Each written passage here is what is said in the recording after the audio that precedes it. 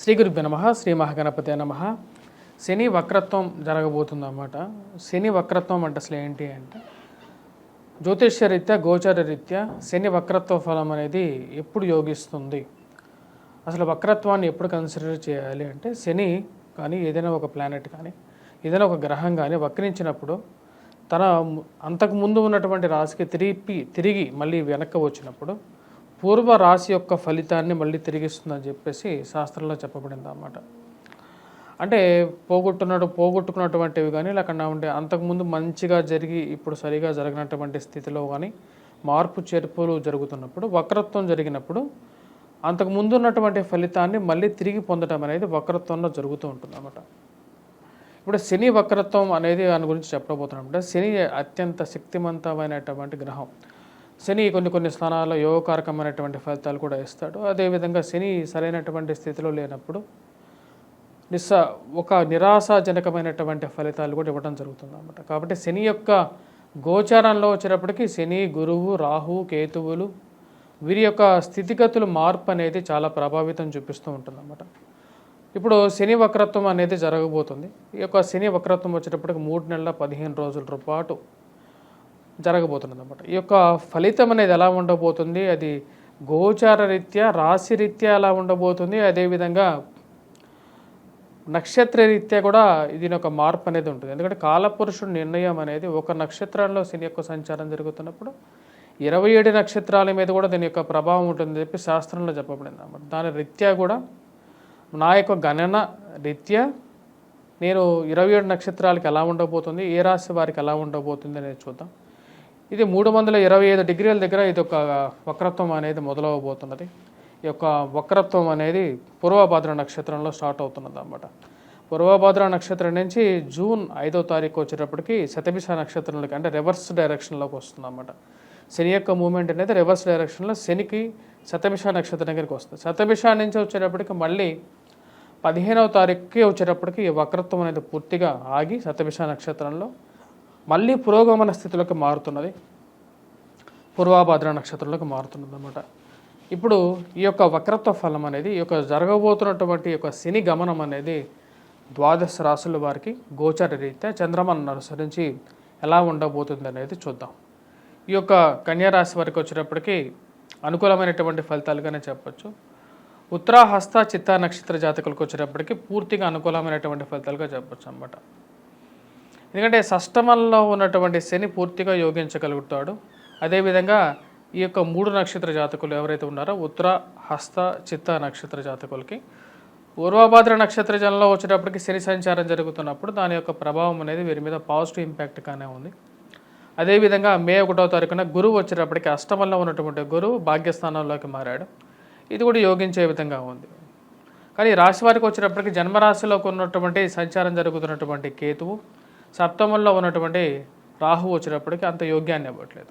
రాహు వచ్చేటప్పటికి సప్తమంలో జరుగుతున్నప్పుడు ఉద్యోగరీత్యా అనుకూలంగా ఉన్నప్పటికీ కూడా వైవాహిక జీవితంలో చిన్న ఇష్యూస్ అనేవి ఎక్కువగా ఉంటాయి. ప్రేమ సంబంధితమైన విషయాల్లో కూడా అది ప్రభావితం చూపించే విధంగా ఉంటుంది. అత్తగారు మామలు వీరితో కూడా అంత సయోధ్య ఏర్పడదు అన్నమాట. అంటే పుట్టింటి వారితో మెట్టింటి వారితో ఏదో ఒక ఇష్యూస్ అనేవి ఏర్పడుతూ ఉంటాయి. అదేవిధంగా ఈ యొక్క బిజినెస్ పరంగా వచ్చేటప్పటికి ఈ యొక్క రాశి వారికి భాగస్వామ్య బిజినెస్లు అనేవి అంతగా కలిసి రావు. భాగస్వామ్యాన్ని తగ్గించుకొని సొంతంగా చేయడానికి ఏదైనా కొంచెం ప్రయత్నం చేయగలిగితే ఈ సంవత్సరం వీరికి బాగుంటుంది. ఎందుకంటే సప్తమంలో రాహు ఉన్నప్పుడు దాని యొక్క ప్రభావం అనేది వీరి మీద ఉంటుంది. భాగస్వామ్యాల్లో అంత అనుకూలంగా ఉండదు. ప్రయాణ సంబంధితమైన విషయాల్లో కూడా కొంచెం అనుకూలంగా ఉండదు. సంతాన సంబంధితమైన విషయాల్లో యోగిస్తుంది. వైవాహిక జీవితంలో ప్రశాంతత అనేది మళ్ళీ నెలకొంటుంది అన్నమాట. ఎందుకంటే ఈ యొక్క శని యొక్క వక్రత్వం ఎప్పుడైతే స్టార్ట్ అవుతుందో దాని యొక్క ప్రభావం అనేది ఈ యొక్క ముగ్గురు ఏవైతే ఉత్తరాహస్త చిత్తా నక్షత్ర జాతకులు ఎవరైతే ఉన్నారో వారి మీద క్లియర్గా ఉందన్నమాట. వివాహం జరగటానికి అనుకూలమైనటువంటి సమయంగా గోచరిస్తూ ఉన్నది. భాగ్యస్థానాల్లోకి గురి సంచారం అనేది వీరికి యోగించింది. ఆరోగ్యపరంగా కూడా అనుకూలమైనటువంటి ఫలితాలుగా చెప్పచ్చు. ముఖ్యంగా గురువు యొక్క శుభదృష్టి అనేది ఎందుకంటే గురువు యొక్క శుభదృష్టి భాగ్యంలో ఉన్నప్పుడు జన్మరాశి మీద ఉంటుంది అన్నమాట. అదేవిధంగా సంతాన సంబంధితమైన విషయాల్లో కూడా యోగిస్తుంది. భాగ్యంలో ఎప్పుడైతే గురు సంచారం జరుగుతుంటుందో స్త్రీకి సుమంగళి భాగ్యం అనేది దొరుకుతుంది అన్నమాట. అంటే స్త్రీకి భాగ్యం ఏంటి అంటే సుమంగళి భాగ్యమే అన్నమాట. సంతాన భాగ్యం అనేది రెండోది సంతాన భాగ్యంలో దొరుకుతుంది. అదేవిధంగా రెండోది వచ్చేటప్పటికి సుమంగళి భాగ్యం అన్నమాట. అంటే సుమంగళితనం అనేది వీరు పొందగలుగుతారు. ఈ సంవత్సరంలో గురువు యొక్క అనుకూలత అనేది వీరికి ఆ విధంగా స్త్రీలకు లాభించగలుగుతుంది. వివాహం జరగటం జరుగుతుంది. మరి అదేవిధంగా సుఖ సంతోషాలు అన్నమాట. అంటే ఒక మంచి సంబంధంతో పాటు షష్టమంలో ఉన్నటువంటి శని వచ్చినప్పటికీ సర్వసుఖాలు ఇవ్వగలుగుతాడని చెప్పి శాస్త్రం చెప్తుంది. ఆ రీత్యా చూసుకున్నట్లయితే వీరికి అనుకూలమైనటువంటి ఫలితాలు, అది వృత్తిరీత్యా వ్యాపార రీత్యా కూడా అనుకూలంగా ఉంటుంది. ముఖ్యంగా పార్ట్నర్షిప్ బిజినెస్లు కాకుండా వీరు సొంతగా ఏదైనా చేయడానికి ప్రయత్నం చేయటం ముఖ్యం. ఆరోగ్యాన్ని కొంచెం జాగ్రత్తగా చూసుకోవాలి. సప్తమంలో ఉన్నటువంటి రాహు దృష్టి, కేతు పరస్పర దృష్టి అనేది వీరి మీద కొద్దిగా ఎక్కువగా ఉంది కాబట్టి ఏదైనా మాట మాట్లాడేటప్పుడు 1-2 సార్లు ఆలోచించి మాట్లాడండి. ప్రయాణం చేసేటప్పుడు దాని తగినట్టుగానే ముందుగానే ఎంత దూరం ప్రయాణం చేయాలి, ఎక్కడికి ప్రయాణం చేయాలనే విషయాన్ని ముందుగానే బేరీజ్ వేసుకున్న తర్వాత ముందుకు వెళ్ళాలి. ఈ యొక్క రాశి వారికి వచ్చేటప్పటికి విద్యార్థులకి ఈ యొక్క శని వక్రత్వ ఫలం అనేది కూడా యోగించబోతున్నది. ముఖ్యంగా కొద్దిగా కష్టపడి చదవగలిగితే విద్యార్థులు కూడా అనుకూలమైనటువంటి ఫలితాలు పొందడం అనేది జరుగుతుంది. పోటీ పరీక్షల్లో ఉత్తీర్ణత సాధించగలుగుతారు. గ్రూప్స్ ప్రిలిమ్స్ ప్రిపేర్ అవుతున్నటువంటి వారికి అనుకూలంగా ఉంటుంది. ఐఐటి మరియు అదేవిధంగా ఎంసెట్ కానీ ప్రిపేర్ అవుతున్నటువంటి వారికి కూడా పూర్తి అనుకూలంగా ఉంటుంది అన్నమాట. శని వక్రత్వ ఫలం అనేది ఈ రాశి వారికి ఒక పాజిటివ్ ఇంపాక్ట్గానే చెప్పవచ్చు అన్నమాట. ఇది వీరికి ఇంకా ఒక యాడెడ్ అడ్వాంటేజ్గానే ఉంటుంది అన్నమాట. మరి అదేవిధంగా ఈ రాశి వారికి మనం గమనించినట్లయితే శని యొక్క దృష్టిలో శని యొక్క త్రిపాద దృష్టి, ఇందాక మనం చెప్పినట్లుగా శని యొక్క త్రిపాద దృష్టి తృతీయం మీద, ఎందుకంటే కన్యారాశి వారికి వృశ్చిక రాశి మీద త్రిపాద దృష్టి ఉన్నందువల్ల అది అనుకూలించింది అన్నమాట. అదేవిధంగా ఈ రాశి వారికి వచ్చేటప్పటికి కొన్ని ఇష్యూస్ అనేవి ఉంటాయి. ముఖ్యంగా వచ్చేటప్పటికి ఎదుటి వారితో డీల్ చేయటం అనేది కొన్ని కష్టాలను కలిగించే విధంగా ఉంటుంది కాబట్టి ఆ యొక్క విషయంలో మీరు జాగ్రత్తగా ఉండండి. గురువు యొక్క అనుకూలత అనేది బాగా కలిసి వస్తుంది. బిజినెస్లో బాగా కలిసి వచ్చే విధంగా ఉంటుంది. ఎందుకంటే భాగ్యస్థానాల్లో ఉన్నటువంటి ఈ యొక్క రాశి వారికి బాగా అనుకూలిస్తాడన్నమాట. ఎందుకంటే భాగ్యస్థానంలో గురు సంచారం అనేది అనుకూలంగా ఉంది. అదేవిధంగా ఈ యొక్క అక్టోబర్ వరకు మనం చూసినట్లయితే కుజుడు మాందాబ్దం కూడా జరగబోతున్నది అక్టోబర్కి. అప్పటి నుంచి కూడా ఈ యొక్క రాశి వారికి అనుకూలించేటువంటి సమయంగానే చెప్పచ్చు అన్నమాట.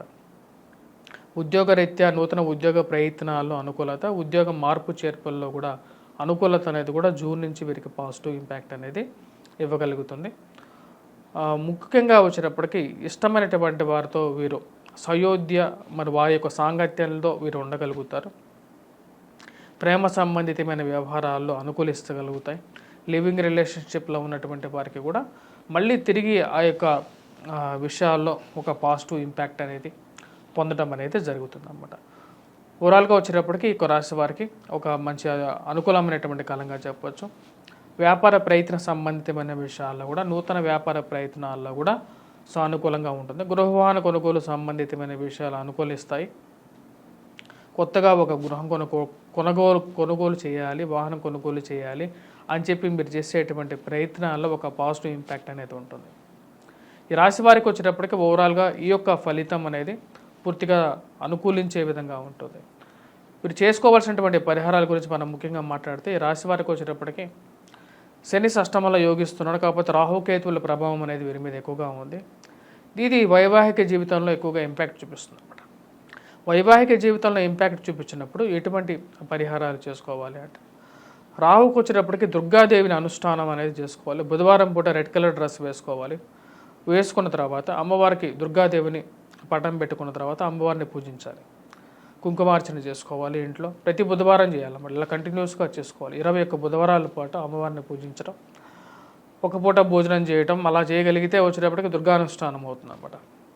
అలా చేయలేనటువంటి వారు అట్లీస్ట్ వచ్చేటప్పటికి రెడ్ కలర్ డ్రెస్ వేసుకోవటం, దుర్గాదేవిని పూజించటం అనేది దుర్గాష్టోత్తరం చదువుకోవటం, దుర్గా శతనామాలు చదువుకోవటం, అంటే ఇవన్నీ చిన్న పరిహారాలుగా చెప్పవచ్చు. అమ్మవారి దేవాలయ దర్శనం చేసుకోవటం, కేతువుకి వచ్చేటప్పటికి వినాయకుడిని పూజించటం, వినాయకుడికి వచ్చేటప్పటికి ముఖ్యంగా వినాయకుడ అష్టోత్తరం కానీ శతనామావళి కానీ చేసుకున్నట్లయితే అనుకూలమైనటువంటి ఫలితాలు పొందడం అనేది జరుగుతుంది.